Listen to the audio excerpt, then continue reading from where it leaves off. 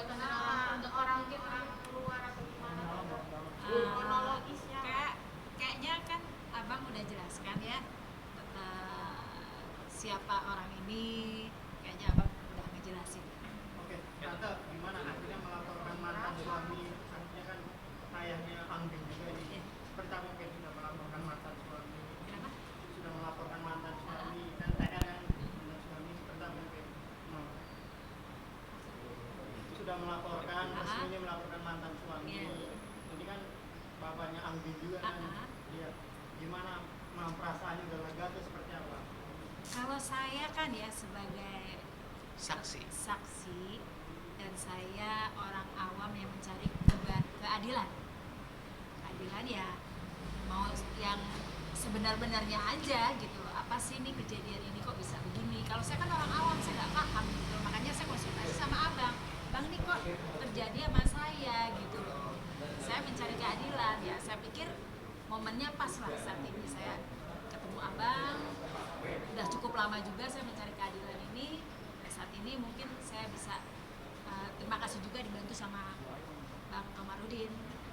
Jadi ya buat saya sih sudah lega ya. Oh ternyata begini gitu loh. Saya dijelaskan sama abang langkah-langkah yang harus saya jalan itu apa. Tapi kan kali ini udah kedua kalinya mungkin ya kasus mafia kali ini.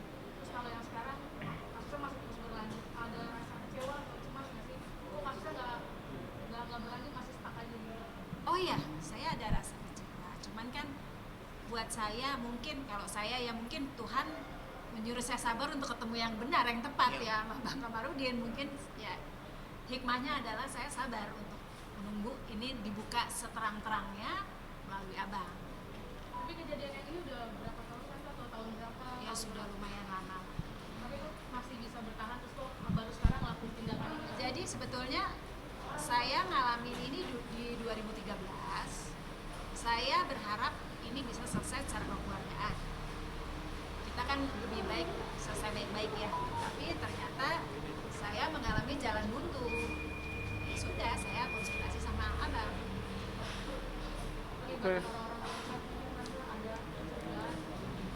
Ya saya nggak mau mendahului ya, biar aja bapak-bapak nanti yang periksa deh, penyidik biar nanti yang mendalami dan abang. Saya melaporkan aja, nanti kan mereka. Untuk kasusnya lama pada tahu aja. Saya no comment. Atau mungkin ada menyampaikan rasa prihatinnya gitu kan, orang tua lagi. Kalau saya tidak pernah mau melibatkan anak-anak saya secara langsung ya, karena itu kan anak-anak mereka nggak ngerti apa-apa ya gitu. Ya sebaiknya kita orang tua aja lah, secara bijaksana menyelesaikannya. Mungkin ambil itu masih apa? Dukungan atau Sampai saat ini saya belum ada komunikasi. Ya mungkin ini yang terbaik, mungkin suatu saat nanti saya bisa komunikasi. Tapi kan berita ini udah membuat di media tentang Ya. ya mencoba untuk Selama ini nggak pernah ada kabar dari akun sih. Tapi kan saya ada adiknya Andelin yang tinggal sama saya, yang cukup memberi support buat saya.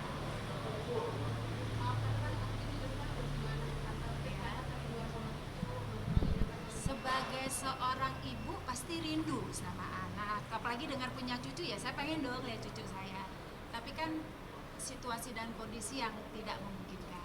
Jadi ya dulu aja saya nggak bikin apa-apa, saya dilaporin. Jadi saya nggak mau lagi nanti saya bilang saya kangen sama anak saya atau apa, nanti jadinya salah gitu loh. Saya lebih baik ya udahlah, saya menunggu, mungkin Tuhan mau nanti suatu saat saya bisa ketemu. Saya percaya nanti anak akan mencari. Oh enggak. Ya saya sih mendoakan aja, saya cuma dengar anak saya sehat, baik, buat saya udah puji Tuhan. Enggak apa-apa, yang penting dia bahagia kan. Doa kita apa sih? Kita doain anak kita biar bahagia, rumah tangganya baik-baik aja, buat saya. Pak, dua aset rumah terus nilai 100 miliar lebih ya. 160. 160 miliar lebih itu harta bersama atau harta Oh, enggak. atau harta mantan suami? Saya. Ini kan cuma sebagian aja, masih ada lagi. Harta mama diambil alih tanpa soal mama oleh mantan suami ya. Iya. Dan saya tidak ketahui kok bisa beralih tiba-tiba gitu. Saya tambahin ya, untuk harta yang lain ada 6 objek lagi sudah pernah dilaporkan di Polda Metro Jaya, tapi bukan yang ini ya. Ketika itu penyidik Polda Metro Jaya, dalam hari ini mantan Wadir, melakukan permintaan kepada notaris untuk mendapatkan fisik daripada objek-objek yang dipalsu itu. Tetapi si notaris yang bertindak sebagai protokoler itu menyatakan silakan minta melalui Majelis Kehormatan Notaris Daerah, MKD namanya. Lalu penyidik ini bersurat ke MKD. Majelis Kehormatan Notaris Daerah mengatakan kalau perkaranya sudah sidik atau sudah pro justisia kami berikan, tapi kalau masih lidik tidak kami berikan.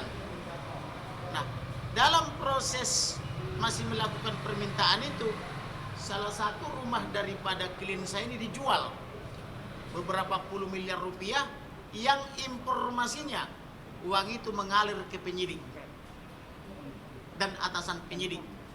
Maka tiba-tiba perkaranya dihentikan di Polda dengan mengatakan tidak terjadi tindak pidana. Loh, bagaimana ini? Notaris aja sama Majelis Kehormatan Notaris belum memberikan buktinya atau belum menjawab, kok tiba-tiba perkaranya dihentikan. Nah, oleh karena itu ibu ini atau klien saya mengadu ke kantor saya tentang duduk soalnya. Maka saya katakan ini tidak bisa dibiarkan. Maka saya melakukan penyelidikan atau investigasi bersama orang-orang saya. Ditemukanlah bukti sangat banyak. Bahkan sudah banyak juga yang kasih suplai ke saya bahwa ada juga pemalsuan-pemalsuan lain yang melibatkan atau merugikan keuangan negara atau pajak, dan bahkan ada orang lain juga korban sampai kena cekal akibat pemalsuan-pemalsuan. Dikira orang lain itu sebagai pemalsu padahal namanya hanya dipakai kan gitu. Oleh karena itu terhadap orang yang diduga pelaku kejahatan seperti ini, apalagi sudah saya somasi sebanyak 3 kali tidak respon untuk menyelesaikannya, maka karena kita negara hukum berdasarkan konstitusi, maka kita buatkan laporan polisi di SPKT Baris Krim Polri supaya orang ini ditindak. Karena orang ini selama ini merasa diduga tinggi hati karena dekat dengan petinggi-petinggi baik di kepolisian maupun di kementerian lainnya atau di institusi lainnya. Itulah kira-kira kata kuncinya. Ada pertanyaan lagi? Langkah selanjutnya setelah ini? Langkah selanjutnya tinggal nanti permintaan keterangan oleh pelapor saya dan saksi-saksi, kemudian kita minta segera ditangkap karena buktinya sudah komplit. Saksi sudah ada lebih dari 2, buktinya semua sudah saya dapatkan dan sudah saya nasigelin ke kantor pos dan serahkan kepada penyidik. Jadi sebetulnya penyidik tutup mata aja sudah jadi barang itu kan gitu, ya. Tinggal bungkus aja masukin ke rutan Baris Krim Polri. Berarti akan lapor ke KI juga atau seperti apa kan? Untuk hakimnya kalau kita temukan misalnya dia ada dugaan kesalahan misalnya tentang bagaimana gugatan baru didaftar langsung ada putusan dalam 1 bulan, ya kita lapor ke KY.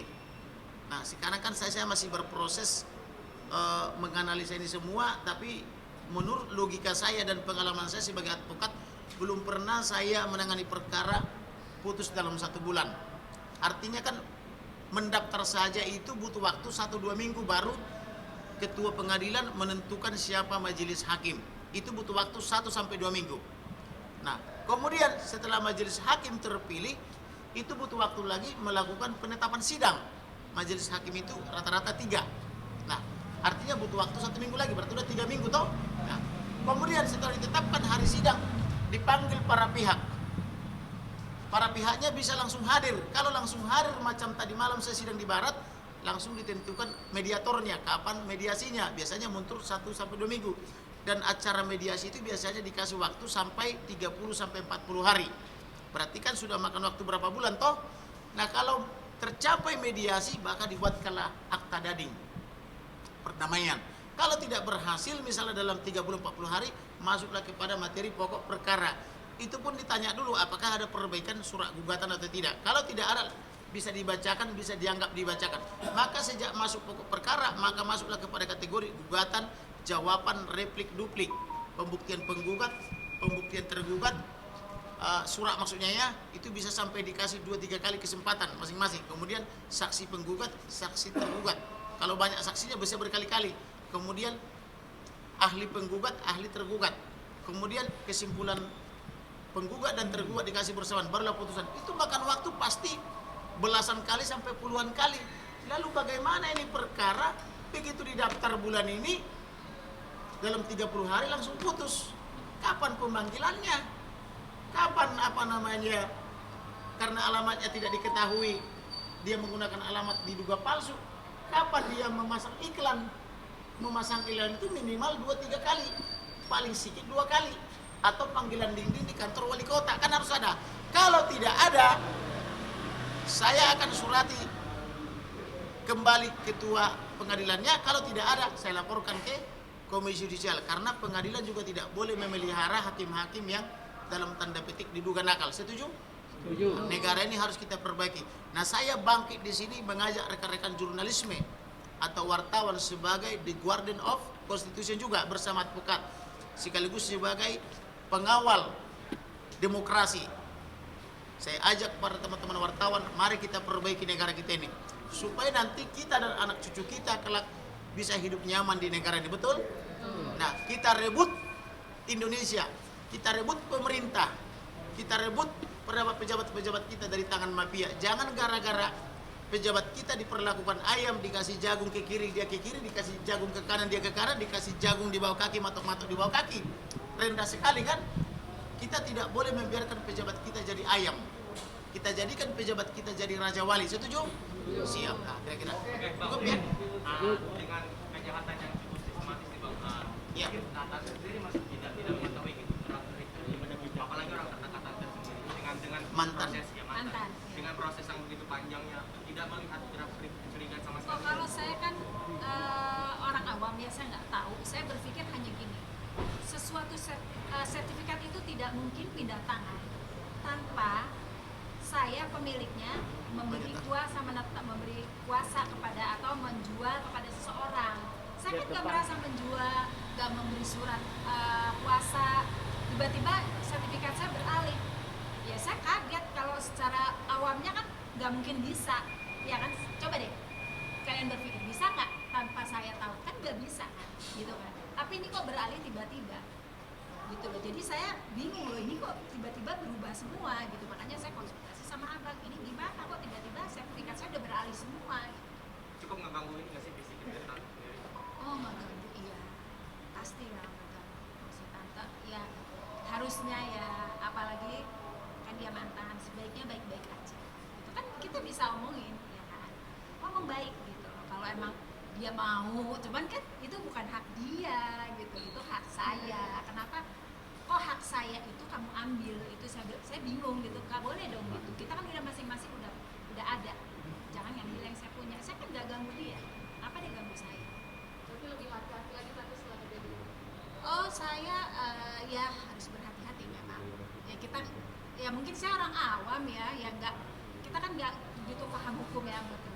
Jadi saya berpatokan hanya segala sesuatu yang jadi milik saya tidak akan bisa pindah tangan tanpa izin saya. Itu aja kan. Nah ini kan karena ada oknum-oknum mafia tanah ini yang bermain kan, gitu. Jadi menyalahi aturan semua. Gitu. Oke, Tuhan berkati ya. Ya, mari. Terima kasih ya. Terima kasih ya. Tante, tapi hubungannya sama Adli gimana Tante? Ada komunikasi? Ya, kalau sama Ya, Adli nggak ada ampun, komunikasi. gimana? Ya seperti ini nggak ada komunikasi, karena tante nggak mau juga nanti kalau tante memulai komunikasi nanti dikiranya tante mengganggu. Jadi tante pikir ya udahlah biarin aja, tuh yang penting mereka bahagia kan, yang penting doa saya ya orang tua pengen lihat anak bahagia udah cukup. Tapi nggak coba menghubungi kan, ada di sosial media Tante gitu.